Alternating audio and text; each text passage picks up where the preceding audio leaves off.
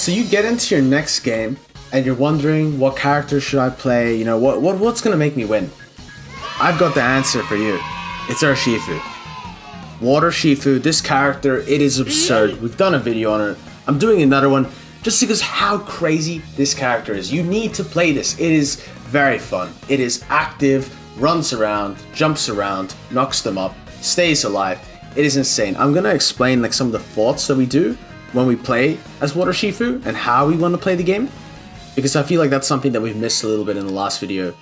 Just going over the combos and everything is great, but I want to go and help you guys elevate that style of gameplay, you know, see some of the angles that we have to see, because, you know, anyone can play Water Shifu and do have a good game, but I want you guys to have these 170,000 damage games. It's insane. Like, look at this game. It's going to end up, as I said, in a lot of blood for the enemy team, and you really feel like you feel sorry for them. You're running over them the whole game, you're running around, and you're bashing them up with Kung Fu style. It's really cool. I really recommend this character for players who are looking for something fun in the Mewtwo meta. It is really fast, it's really good. It's a good pace of the game, and you're going to get to do a lot of things. So right away, as we were just watching this gameplay, you can see that I've gotten an invade from one of my teammates. So I look to see, oh, well, maybe I can like disrupt their jungle playstyle. And we can see already right away, we start the game and we are just diving to bottom tier 2. This is what Urshifu's about. I missed a few of the combo there. That's fine. It happens. And we get chain stunned to oblivion. But we're still running around. You can see the dash gameplay, the way it all just flows and sort of comes together harmoniously. This is how you need to play this character. You need to play this character like you're weaving in and out of the fight, like a boxer throwing a punch and then slipping to the side. You know, don't stay in one place for too long unless you know that no backup or help is coming. I'm just doing my second rotation. A little thing to note is that as a jungler, around 8:35, that's when your first buff will respawn, and then your next buff will respawn around 8:10. So you want to be at the buff places at those times unless you have like something else going on. As you can see, I'm just looking to fight. This is a brawler. He is a Kung Fu specialist. That's the best way to put it. Like, you know, you want to fight, you want to jump around the map, you want to do fun things. Don't just sit in one place and be afraid of the game. Run around and beat him up. Like, it's going to make you have a great time, you're going to have fun, and you're going to learn about the character and the game. This is one of my biggest advices, like to actually, like, you know, get used to playing around this idea of, oh, I don't need to just spend the whole game like passively farming. I want to go and take engagements, take fights. So A9 here, just chasing him down a bit. We got the eject button out and we just pick up the kill on the Venusaur. There's no dramas there. And we're just looking to see if we can get a score. Oh, I'm like, oh, maybe he's killable. And then the PCC. I want to talk a little bit about this aspect. I think this is something that is very overlooked. CC on these characters, like the crowd control, like the stun ability, they're very devastating. You need to make sure that you have full heal when you run these characters, because if you get stunned, you can't do these combos. You can't dash around. You know, all the elegance of a dancer, it's gone. All the mobility and the mobility to actually help you escape the CC, escape the damage, and continue your lifesteal as well, because your dashes, they connect with the lifesteal in this sense. This all goes away if you're stunned. So don't get stunned, don't get knocked up, don't let them move you around. Make sure that when the time comes, you have your full heal activated, you have your full heal, like you're aware that you need to use it, and you go and use it in the fight. So you're gonna see, I look like I wanna go in here. I'm gonna think, okay, maybe it's time to use full heal. Nope, not here. And we just go back. Like, you know, as I said, pick your time and place for a fight. And we were like, yep, okay, screw it. It's all in now. I've activated full heal, so there's nothing you can get rid of the first bit of CC. That's a little bit, I guess, about target priority. As you can see, I'm just running around the map here. Target priority is so insanely valuable for these speedsters. You need to understand which are the guys that are going to make your life hard as these characters, and which are the guys that are going to make your life easy. When a support is in the picture, most players will think, oh, that doesn't actually make my life hard. But then you have to think about who is it supporting, and does that make my life harder to deal with them?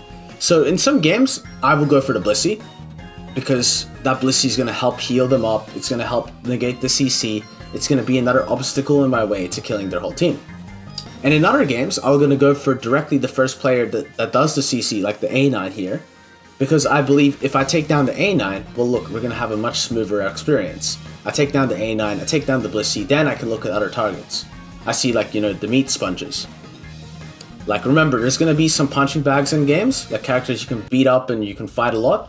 And then there's going to be some characters which are not going to let you fight them very much. Like an A9, like a Pikachu. These are characters that sort of want to run away. They want to poke and prod you.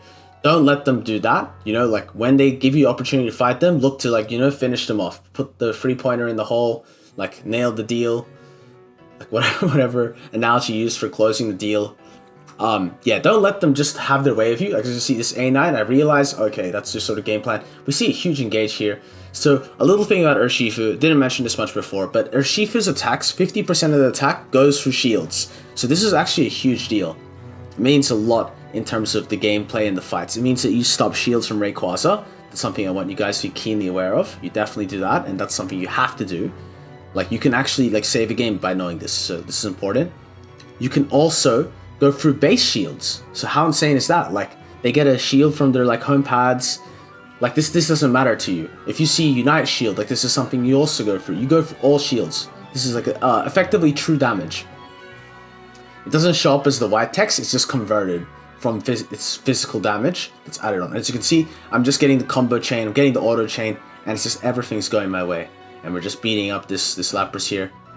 Oof. Okay, and now nice quadra kill just in frame for the cover of this video.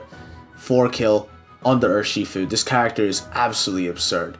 Now, I just want you guys to think about this next part I'm going to mention.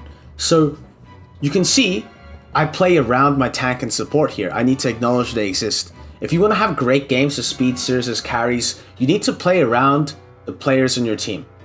If you have damage dealers, you can let them soak some damage, get some attention on them, and when the attention is off you, then you can shine. You know, think of yourself as sometimes as a backup.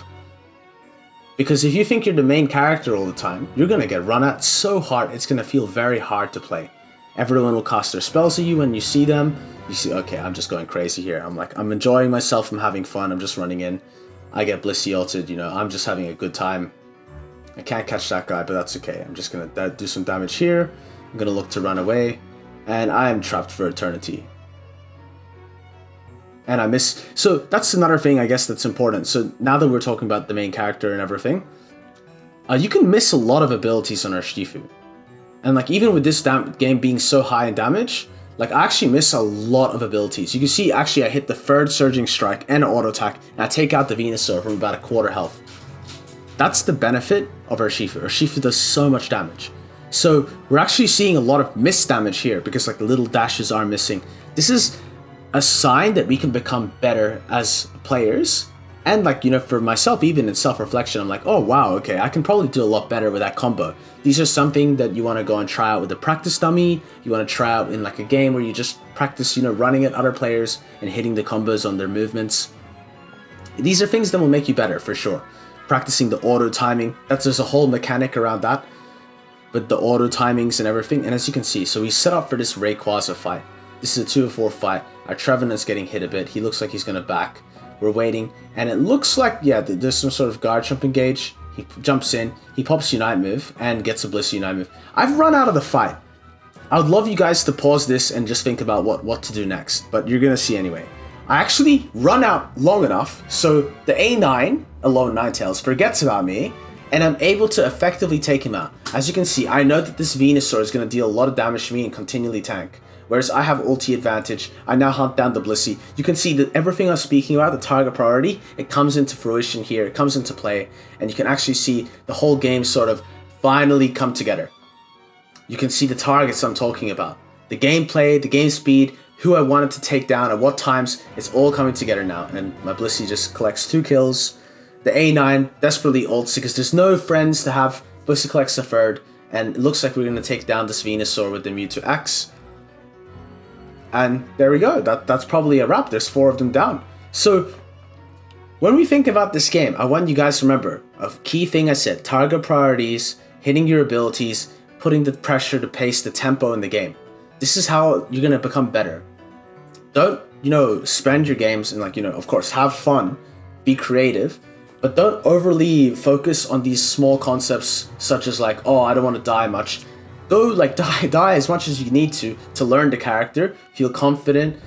If you want to take over and carry games, you want to drop 170k damage like I do in this game, you're going to need to, like, you know, brave the elements. You're going to need to fight against the opponents. You're going to need to play active and crazy. You can see I'm doing some base damage here.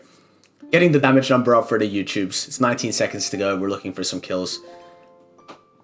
I think there's probably going to be another video on Urshifu just talking about Unite move, because that's a whole different concept as well.